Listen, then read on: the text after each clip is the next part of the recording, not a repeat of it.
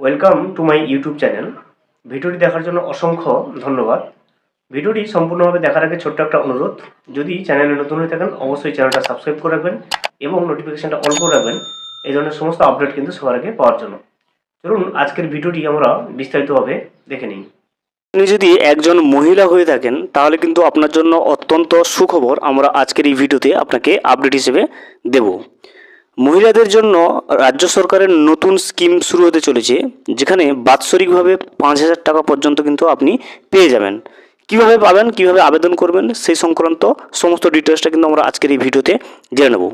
ভিডিওটি শুরু করার আগে ছোট একটা অনুরোধ, যদি চ্যানেলে নতুন হয়ে থাকেন অবশ্যই চ্যানেলটা সাবস্ক্রাইব করে রাখবেন, নোটিফিকেশনটা অল করে রাখবেন এই ধরনের সমস্ত আপডেট সবার আগে পাওয়ার জন্য।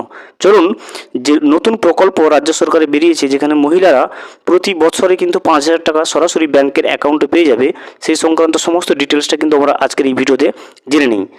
মহিলাদের জন্য বড় চমক, এবার বাৎসরিক 5,000 টাকা করে দুর্দান্ত উদ্যোগ কিন্তু সরকারের। সমাজে মহিলাদের আরও এগিয়ে নিয়ে যেতে একের পর এক উদ্যোগ নিয়েছে কেন্দ্র ও রাজ্য সরকার।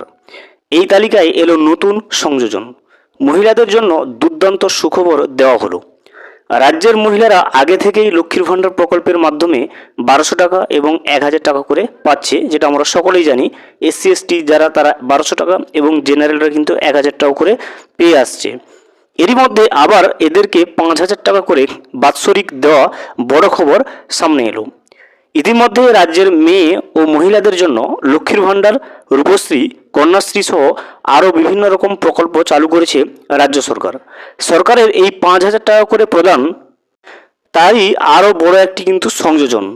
জানা যাচ্ছে স্বনির্ভর দলে যুক্ত মহিলাদেরকে প্রাথমিকভাবে এই সুবিধা কিন্তু দেওয়া হবে।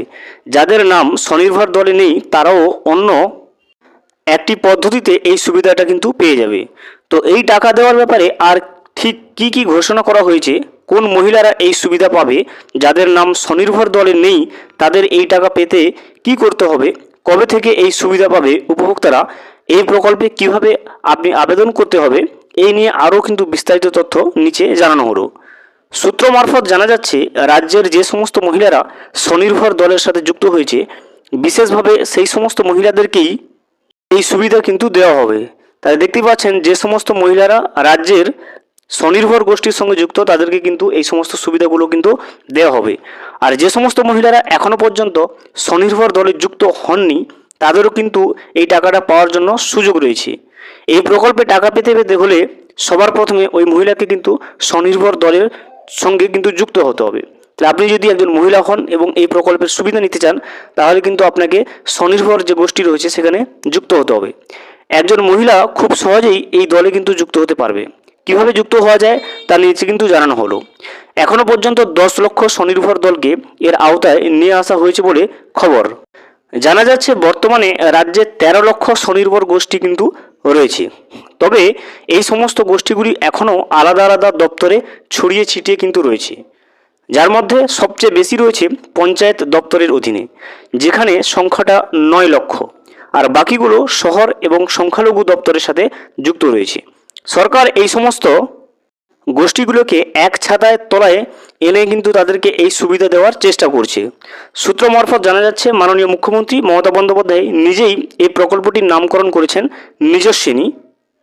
এবার সরকার এই সমস্ত গোষ্ঠীগুলোকে নিয়ে একটি পোর্টাল তৈরি করবে, আর এই কাজ সমাপ্ত হলেই এই প্রকল্পটি কিন্তু চালু করার ঘোষণা হতে পারে বলে খবর রয়েছে। তাই আপনাদের মধ্যে যারা যারা এখনও পর্যন্ত স্বনির্ভর দলে যুক্ত হননি, আপনারা অবশ্যই অতি সত্বর স্বনির্ভর দলের সঙ্গে যুক্ত হয়ে যান।